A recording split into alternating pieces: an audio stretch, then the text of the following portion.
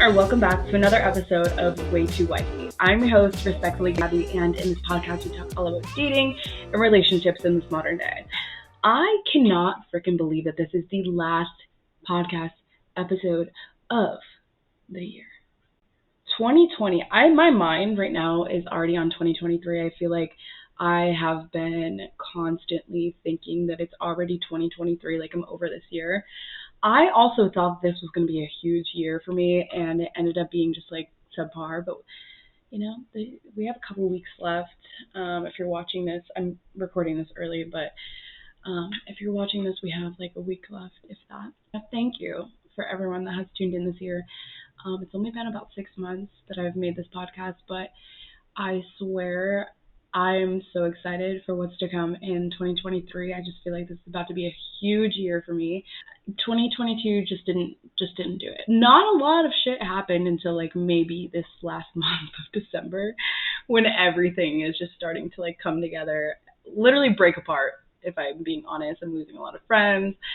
We're going into the year a fresh, clean slate, and that I appreciate. And if you are part of my journey this year, I appreciate you so much.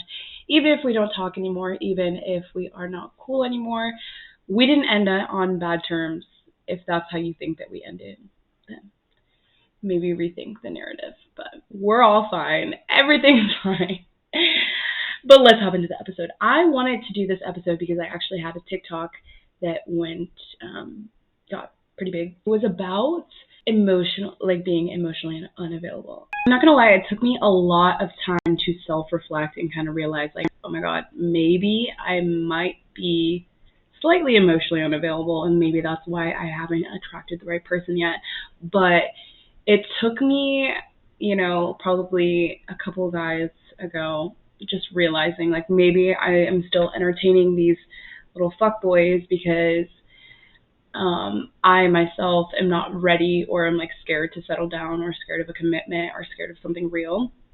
And it took me realizing that, and I'm like, okay, what other reasons would I have that are maybe signs of me being emotionally unavailable? So I made a list, and I want to go into the new year with like a new mindset and like how to heal this, how to become emotionally available, because I feel like most of our generation today is emotionally unavailable.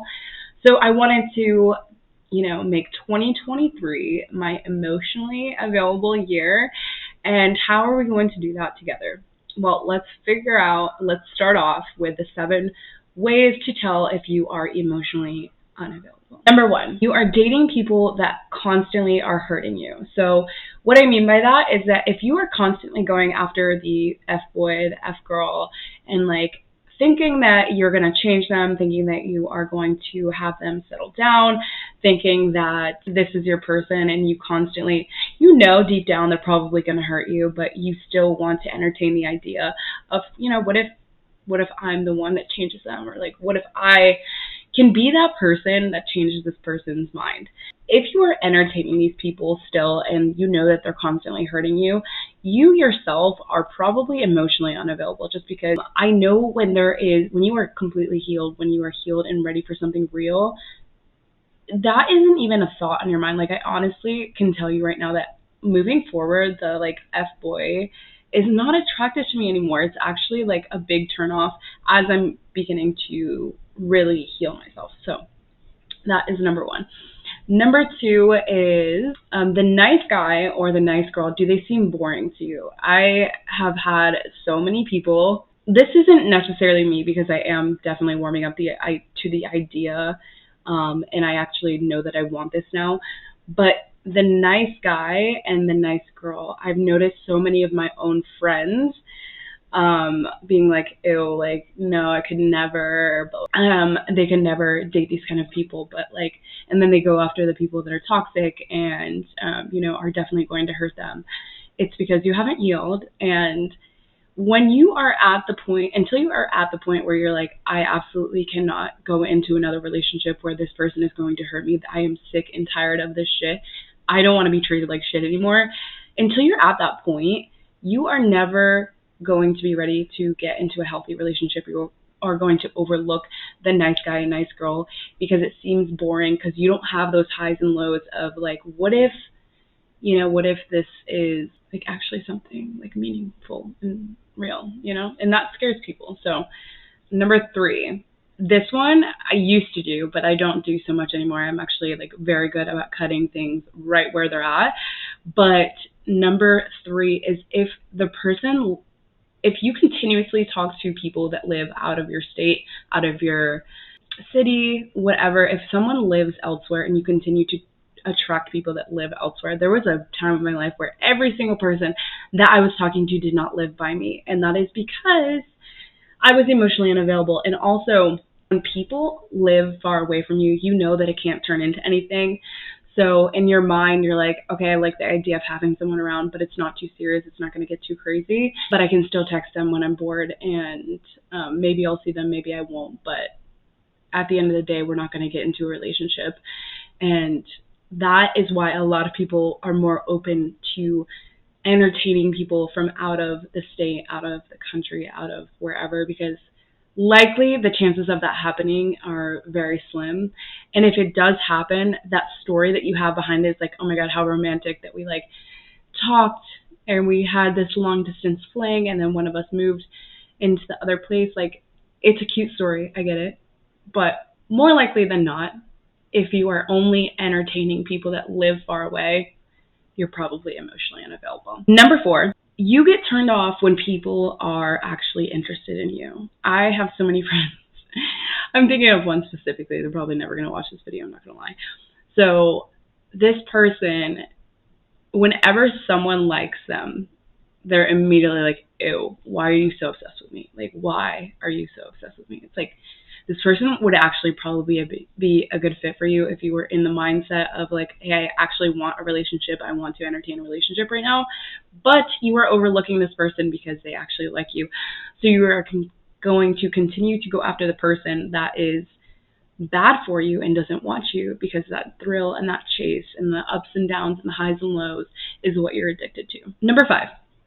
Inconsistent communication and keeping people at a distance. If you are so scared to get close to someone, this is also like an avoidant attachment style. But if you don't want to communicate with someone very frequently, and like the thought of getting close to someone is freaky to you, you're probably emotionally unavailable.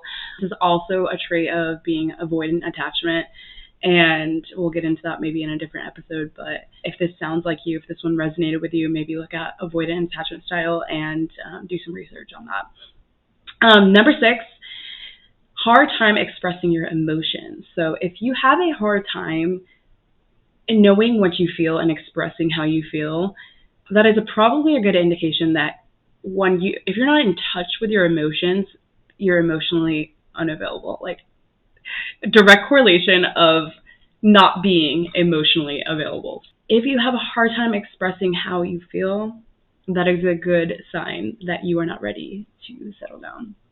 Because like, if you think about it, if you're really in a healthy relationship and a good relationship and you want to succeed in your relationship, the thought of getting into that relationship, you have to be okay with expressing how you feel, because if you don't, there's going to be a wedge between your relationship and you're never going to fully succeed, because you have to be able to communicate and express what bothers you, how you're feeling, and like getting past those humps. And if you can't do that, then it's really good indication this probably is not going to work out long term. Number 8, this one kind of took me by surprise. I actually had an episode a couple weeks ago where Kijana came on my podcast, and she was saying how number 8 being, if your friends around you are emotionally unavailable, you are probably emotionally unavailable. And that one really hit home with me, because I know a lot of my friends are emotionally unavailable. It's like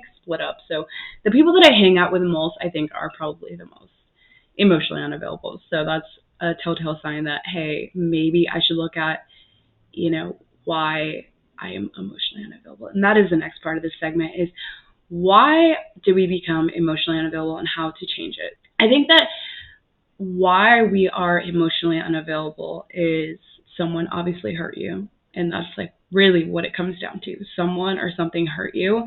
And now you are retracting every single feeling because you do not want to feel that way ever again. So getting to that root cause of who hurt you, I tend to, like, my best way of like fixing this solution or fixing this and finding a solution is write down every single person that has hurt you. Let's start with even just in 2020 or 2022. Wow, am I okay? Just this year. And honestly, you can go back. Like, I feel like our parents are usually like the first indicators of, someone hurting us, or like the opposite sex, if that's what you're into, those people hurting us first. So if you want to go back that far, we can, but who hurt you this year? Write their names down, and then I like to write them. If it's still like festering and on my mind, I like to write these people letters. I do not send them, but I'll write them out. Fuck you. I'm just kidding. I don't say that. But I will write them letters like, hey, like, I'm so glad that we had this time that we shared together, blah, blah, blah. Like, and write down everything that you feel, everything, and then burn that shit and release it. Let it go. Do not let that person dictate how you're going to move forward in your life, because that person should not have that much control over your own life, your own feelings. Just because one person hurt you doesn't mean that everyone is going to hurt you, and you have to believe that there are good people out there. And then once you've done that, replacing these emotionally unavailable thoughts. So like, if you're thinking like, oh, every guy sucks, replacing that thought with, there are really good guys out there, and I can't wait to meet them, or like something like that, But replacing all of those thoughts, and it is like, it's not a one and done situation. So it's not something, healing is not a linear process. There's going to be ups and downs, days where you're creeping back. I know that there's days for me where I creep back and like, maybe I'll just dabble into this a little bit. Maybe I'll just, talk to that guy that I know is not good for me. Me and Mr. Wrong get along so good. But then I like realize, like, why am I doing this? Why do I keep wasting my time with these guys? Because what I realize is, when you waste your time with these people, you're proving to yourself, you're telling yourself that you do not deserve a good and healthy love, that you don't deserve someone to treat you well. And so you continue to loop back around to these little toxic people, and it's just a cycle that keeps repeating until you get to the root cause of why you keep doing this. So write why you think you keep doing this and what brings you back to that. I just, like, there's some days where I do creep back, and then I'm like, I'm wasting my time when I could be bettering myself. I'm wasting their time, because what are either of us really getting out of this? And then I'm wasting the time that I could potentially be spending with friends, with myself, bettering myself, or spending time with someone who actually wants the same things as me. Instead of going after these guys, if you even have the thought of entertaining them, there's probably a chance that you are emotionally unavailable. And I want you to just think why that is. Write everything down. Journaling helps so much. Seriously, so much. Sit down with yourself. A lot of people don't do this, but you really have to think about, like, you show up to your job every single day whenever you are scheduled. You show up for your friends. You show up for, like, family, and like, you show up for every single other person, every other thing in your life. Show up for you. Actually take the time to sit down and like give yourself some time by yourself, uninterrupted, no phones, no cell phones, no computers, TVs, nothing. Like, just sit down with yourself and actually get to the root cause of this. A lot of people don't do this, and that's why a lot of people do not heal. That is like the first steps, like really finding out why you are emotionally unavailable, and then changing those beliefs, and slowly start to become more vulnerable. Be a little bit more open about sharing your feelings and thoughts and how you are processing your emotions. Being open to sharing those things with the people around you, the people close to you. That is how you are going to overcome being emotionally unavailable. I really hope that 2023 is like a happy and healthy year for everyone. I just really think that it's going to be a really big year for me, hopefully. I say this every year. Why are we lying to ourselves? No, honestly, I just feel like finally I found like a good path that I'm on. So that is why I feel like, I've been consistent with the podcast. I am working on some other things I can't wait to share with you guys. There's going to be a lot of things that happen next year that are going to open a lot of doors. So if you're along for the ride, I appreciate you. Thank you so much for listening, and I will see you guys next Tuesday. If you could, please hit that subscribe, turn on your bell notifications, turn on